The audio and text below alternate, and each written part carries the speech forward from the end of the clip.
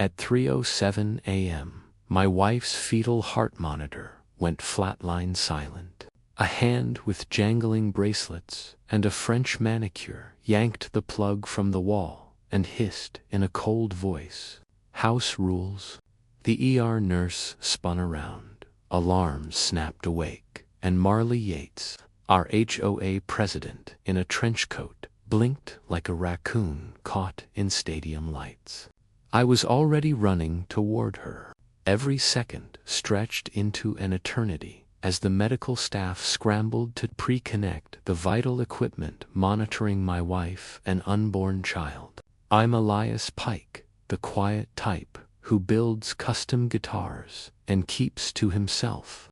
I bought into Birch Ridge Landing because the map promised trees and the bylaws promised peace. My wife, Lena, and I were expecting our first child, and we collected bird feeders, not enemies. But Mara collected power, like some people collect stamps.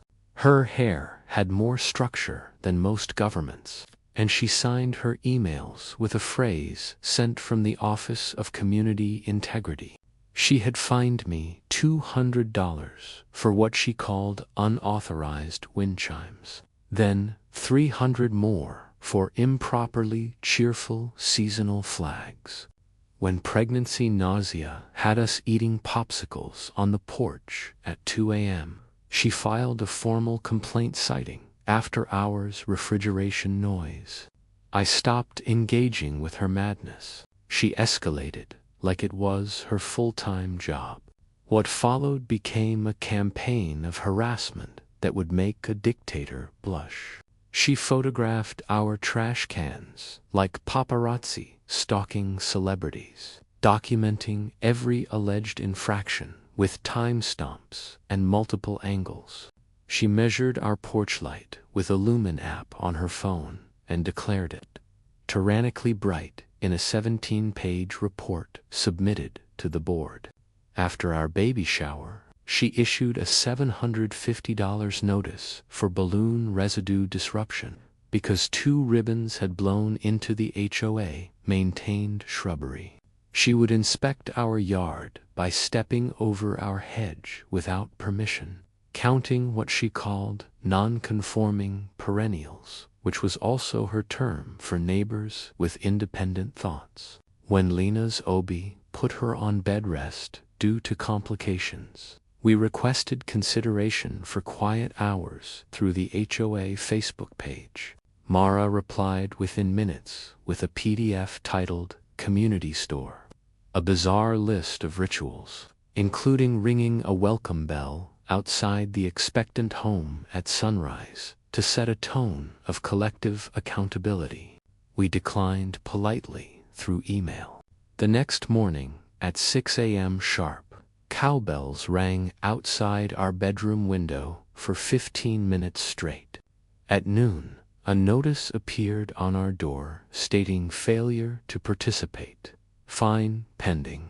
The amount was $500 for what she termed willful disregard of community birthing customs. The harassment intensified daily. She sent cease and desist letters about the height of our mailbox, the angle of our doormat, and the unauthorized happiness of our garden gnome. She measured the decibel level of our doorbell and declared it aggressively melodic. She complained that our recycling bin was sorted too enthusiastically and disrupted the aesthetic flow of trash day.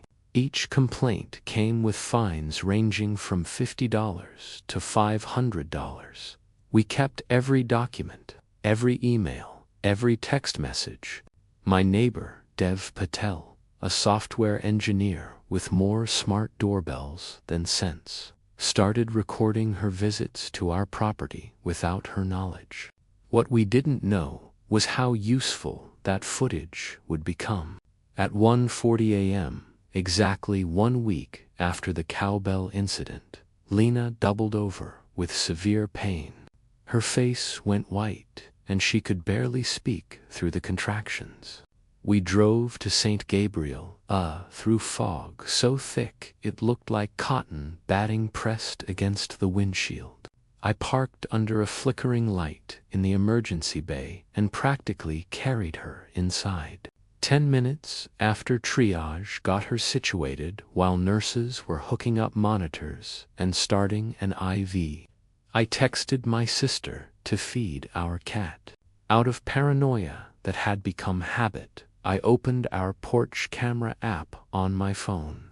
The feed showed Mara on our front stoop, reading our hastily written sign that said, "At hospital," and smirking like she had found the spare key to my soul. She photographed the sign, then left. I shrugged it off and focused on Lena, back in the ER bay. Behind a thin curtain, Lena's condition stabilized after medication. The baby's heartbeat filled the small space with a steady rhythm that finally let me breathe normally again. Then, a shape slid past the curtain like a shadow with an agenda. Mara stood there with a clipboard, an HOA lanyard around her neck, and eyes burning with the zeal of a suburban crusade. She said, in a syrupy voice dripping with false concern, "Elias, you've neglected to sign the neighborhood courtesy birth plan, and your porch light is still on, in violation of emergency absence protocols." I said firmly, "Get out of here, right now." The nurse said with authority, "Ma'am, you absolutely cannot be here. This is a restricted medical area." Mara leaned forward with a sneer and pulled the plug on the fetal heart monitor while saying, "If you can't follow basic power guidelines, I will enforce them myself." Alarms shrieked through the ward. Medical staff scrambled into action. Hands flew across equipment. Shouts filled the air. A security guard arrived within seconds. Someone was already dialing for police backup. Lena cried out in terror, a sound I didn't know a human could make and still survive. Nurse Ramirez slammed the plug back into the wall, and the monitor reawakened with the baby's galloping heartbeat. Mara tried to leave, but the guard blocked the door with his boot while speaking into his radio. Hospital security pulled badge logs and hallway surveillance cameras within the hour. The footage revealed that Mara had followed us from our house, waited in the parking lot for 20 minutes, then flashed a fake community liaison ID to slip past the reception desk. The ER administration called the police while still in the building. I called our lawyer from the hallway with shaking hands. The HOA board members tried to distance themselves through frantic texts, but I had receipts for everything, including emails, fines, and her Facebook manifesto about mandatory collective birthing etiquette that they had liked and shared. The county prosecutor saw multiple charges, including endangerment of a minor, criminal trespass in a restricted area, and interference with life-saving medical equipment. We filed a civil suit the next morning. Dev Patel, who had become our quiet saint with too many smart doorbells, handed me the crown jewel of evidence. His street-facing camera had captured crystal-clear footage of Mara leaving our house at 1:30 a.m., getting into her SUV, and following us to the hospital while staying exactly 2 cars behind us the entire way. But there was more evidence I hadn't even realized I had collected. A motion-activated button camera I had clipped to my hoodie after months of harassment, more out of habit than foresight, had captured every millisecond in the ER bay with audio so crisp you could hear her breathing before she spoke. Trial day arrived on a Tuesday in Maple County Courtroom 3. A room with varnished pews and the overwhelming smell of copy paper and nervous sweat. Mara arrived in a beige suit, the color of plausible deniability, flanked by a lawyer who chirped about misunderstanding and communal concern for fellow residents. The jury's eyebrows performed synchronized calisthenics as they listened to his opening statement about how my client merely wanted to ensure proper documentation during a blessed event. When my turn came to present evidence, I didn't give a dramatic speech or pound the table. I simply walked to the presentation screen and hit play on the footage from my button camera.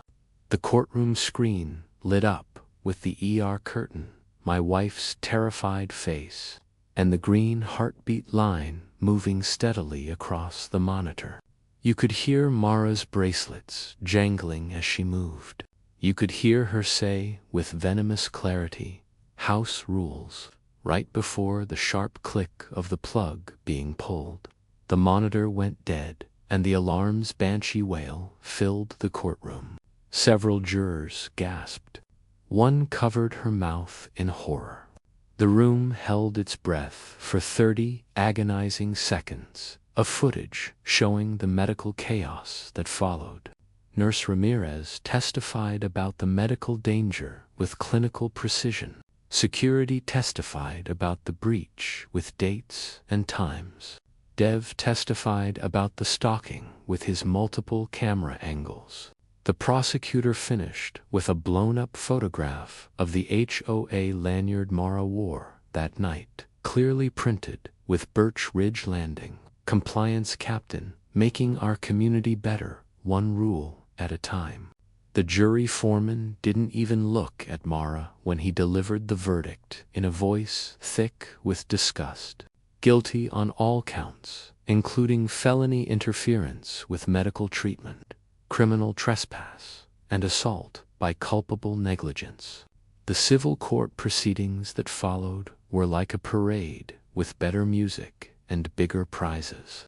The jury awarded punitive damages of $200,000, compensatory damages of $75,000 for emotional distress, and injunctive relief that would change Birch Ridge Landing forever. The HOA's insurance company tried to wriggle out of coverage until Judge Reed allowed the board's emails approving Mara's store protocol with heart emojis and comments like "Yes, Queen, show them who runs this neighborhood." The HOA itself was now on the hook for an additional $150,000 in damages for enabling her behavior. Mara received a 2-year suspended sentence, 90 days in county jail to be served immediately, 1,000 hours of community service to be completed at St. Gabriel Hospital, and a 10-year restraining order preventing her from coming within 500 feet of my family, our entire block, and any medical facility, unless she was the patient herself. The HOA board voted her out in an emergency session that lasted exactly 3 minutes.